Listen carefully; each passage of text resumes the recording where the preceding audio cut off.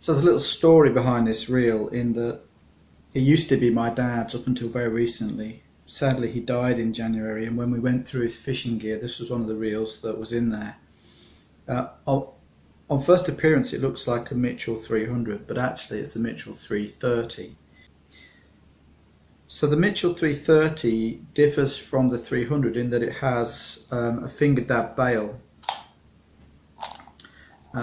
So the idea was that you could just,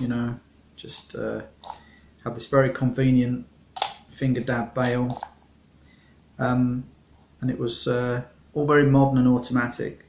But the problem with it is that it's quite an intricate mechanism, and this one, as you can see, when it gets to here, it's actually very stiff. So I thought we'd pull it apart, have a look and see if we can improve the situation a bit. I suppose the first thing to do will be to take the handle off. So that will be that way, right? Oh shit. Well, there you go. That's age for you. How about that? So note to self, look on eBay for a new handle. Anyway, we'll take the handle off anyway and we'll press on. So the handle comes out like that, that's easy. And if you want to disassemble it further, there's a little knurled part here. Actually, it's got a slot in the back, which I gather is so that you can tighten it up with a coin. And on the side, there's just 3 small screws.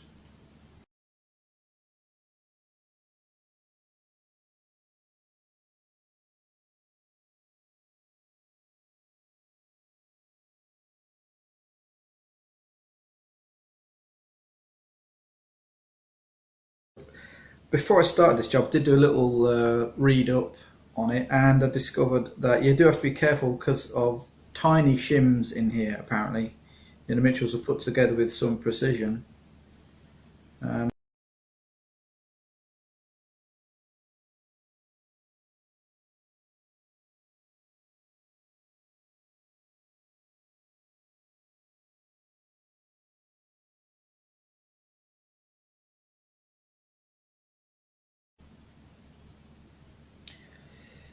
Alright, there's a couple of screws here.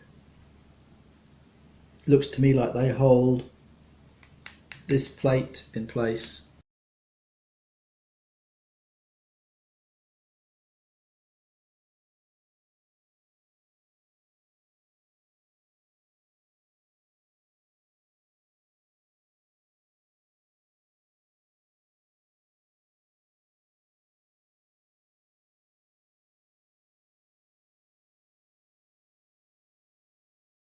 The look at this mess of parts shows what an amateur I am, doesn't it, really? Because I should have done this at the beginning and put all these little pieces in a container just to make sure I don't misplace any or lose any.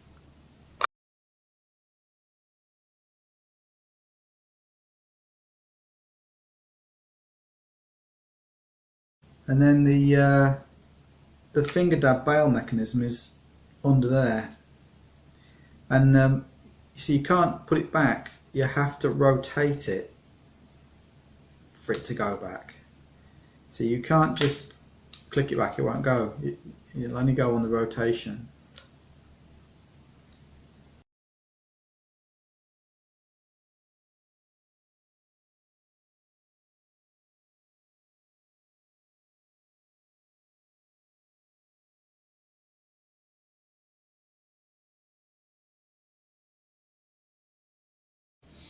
So this is the mechanism that flicks the bail. When you lift the bail up, look, I'm guessing, now you can see how that works.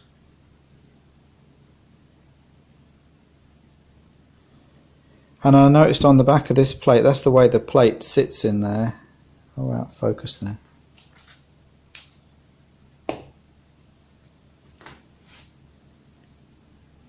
I noticed this plate sits in there, doesn't it? And on the back of it, it's got a piece of plastic So it must be that this curve of plastic works against this point on the reel to push it out.